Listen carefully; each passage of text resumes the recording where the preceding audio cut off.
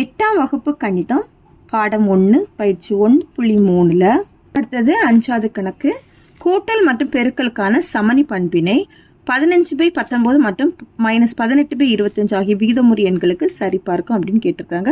இல்லை நமக்கு ரெண்டு தனித்தனியாக கணக்கு இருக்குது. 15/19 ஒரு கணக்கு, -18/25 அடுத்த கணக்கு. சரி, இப்போ ரெண்டுக்கும் கூட்டல் பெருக்கலுக்கான சமணி பண்பு நம்ம சரிபார்க்கணும். இதில் ஃபஸ்ட்டு ஒன்று 15/19. இதில் கூட்டல் சமணி பண்பு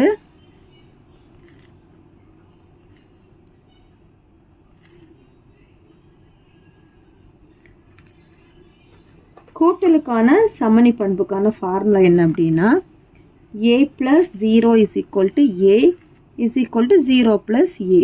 சரியா?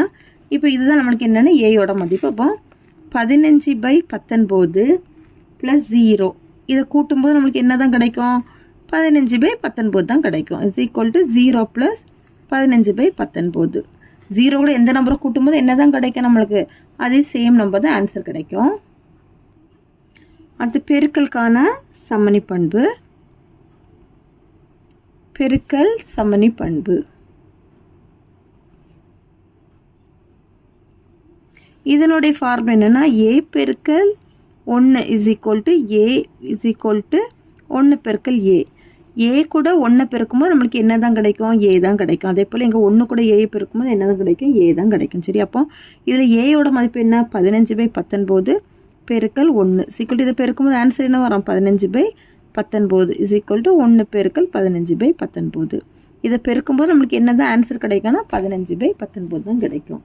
இப்போ ஃபஸ்ட்டு இது முடிஞ்சிச்சு. அடுத்து செகண்டு -18/25. இதில் கூட்டல் சமணி கூட்டல் சமணி பண்புக்கு அதே ஃபார்முலா தான் நம்ம போன கணக்கில் படித்த அதே ஃபார்முலா தான். அப்போ நம்ம டைரெக்டாகவே எழுதிடலாம். -18/25 + 0 = இதை கூட்டும்போது என்ன தான் வரும்? -18/25 = 0 + -18/25 கிடைக்கும். சரியா? இதையும் நம்ம கூட்டும்போது ஆன்சர் என்ன தான் வரும்? -18/25. அடுத்தது பெருக்கல் சமணி பண்பு.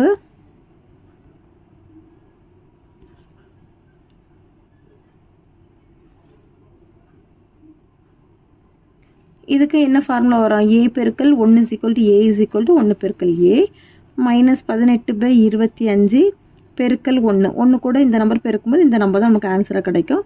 -18/25 = 1 பெருக்கல் -18/25. அவ்வளோதான் நம்மளுக்கு 5வது கணக்கு.